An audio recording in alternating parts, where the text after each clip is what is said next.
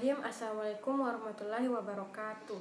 Perkenalkan, nama saya Rezkia Latifah Ilhami dari Prodi Pendidikan Guru Pendidikan Anak Usia Dini Universitas Negeri Makassar. Baiklah, saya akan menjelaskan tentang antropotomi fisiologi. Antropotomi fisiologi adalah pembahasan tentang anatomi manusia dalam hal organ dan sistem organ. Fisiologi sendiri mengkaji tentang fungsi-fungsi setiap organ dan sistem organ yang menyusun anatomi manusia. Yang pertama yaitu sistem pernafasan atau respirasi, adalah pertukaran gas antar makhluk hidup atau organisme dengan lingkungannya. Secara umum, pernafasan diartikan sebagai proses menghirup oksigen lalu mengeluarkan karbon dioksida serta uap air. Pernafasan manusia meliputi dua proses, yaitu pernafasan melalui proses eksternal dan internal. Fungsi organ, rongga hidung berfungsi sebagai penyaring udara sebelum masuk ke tubuh. Yang kedua, tenggorokan berfungsi sebagai jalan pernafasan dan pencernaan. Yang ketiga, faring yang berfungsi sebagai jalan udara dan makanan serta sebagai ruang untuk menghasilkan suara. Laring atau pangkal tenggorokan, trakea atau batang tenggorokan, dan pulmo atau paru-paru.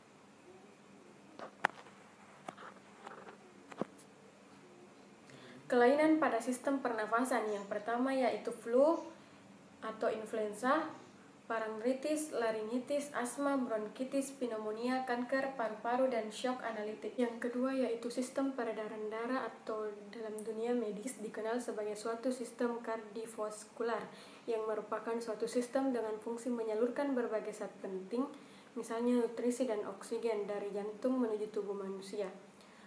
Fungsi lainnya yaitu mengeluarkan zat karbon dioksida melalui proses metabolisme tubuh melalui paru-paru. Yang ketiga adalah sistem pencernaan.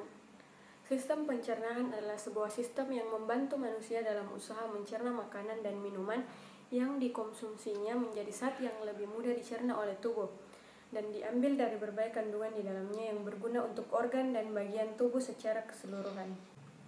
Yang keempat yaitu sistem endokrin. Sistem endokrin terdiri dari beberapa kelenjar yang mengeluarkan hormon ke dalam darah.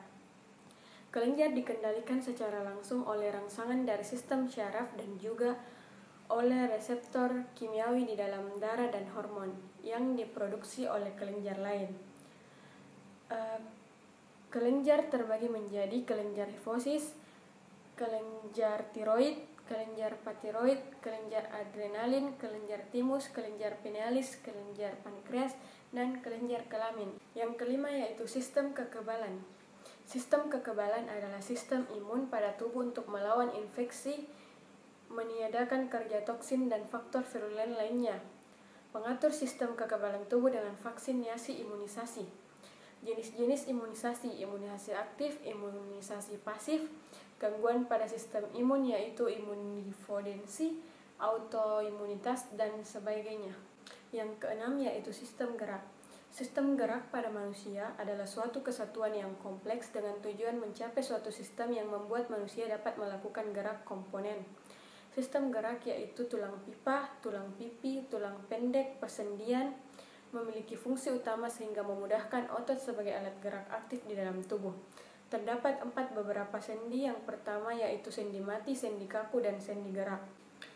Selanjutnya yaitu sistem limfatik atau getah bening, adalah suatu sistem sirkulasi sekunder yang berfungsi mengalirkan limfatik atau getah bening di dalam tubuh. Fungsi sistem limfa yaitu mempertahankan tubuh terhadap penyakit dengan memproduksi limfosit, menyerap lemak dari intradium dan membawa ke darah, dan mengeluarkan zat toksit dan depresi seluler dari jaringan setelah infeksi atau kerusakan jaringan. Sistem ekskresi dan urinaria. Sistem ekskresi atau biasa disebut juga sistem pengeluaran merupakan proses pengeluaran sisa dari metabolisme dalam tubuh manusia dengan organ-organ ekskresi.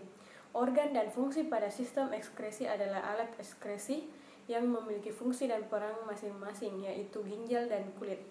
Selanjutnya yaitu sistem reproduksi atau biasa dikenal sebagai sistem perkembangbiakan pada manusia. Sistem reproduksi pada manusia menjadikan komponen penting dalam menghasilkan keturunan. Sistem reproduksi dibagi menjadi dua, yaitu sistem produksi untuk pria dan sistem produksi untuk wanita. Sistem syaraf adalah sistem organ yang terdiri atas serabut syaraf yang tersusun atas sel-sel saraf yang saling terhubung dan esensial. Sistem syaraf sendiri yaitu persepsi sensoris indrawi, aktivitas motorik volunter dan involunter, organ atau jaringan tubuh, dan hemostatis yang konstan sebagai proses psikofisiologi tubuh. Yang terakhir yaitu sistem indera atau biasa disebut dengan panca indera, adalah alat tubuh yang mempunyai fungsi untuk mengetahui keadaan luar. Alat indera manusia sering disebut juga panca indera karena terdiri dari 5 indera. Yang pertama yaitu mata, yang kedua adalah telinga, yang ketiga adalah hidung, yang keempat adalah lidah, dan yang kelima adalah kulit. Mata sendiri disebut sebagai indera penglihatan, indera pendengar telinga, indera pembau dan pencium hidung, indera pengecap lidah, dan indera peraba kulit. Baiklah, itulah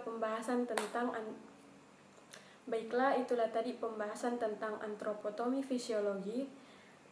Lebih dan kurangnya mohon dimaafkan. Sekian, assalamualaikum warahmatullahi wabarakatuh.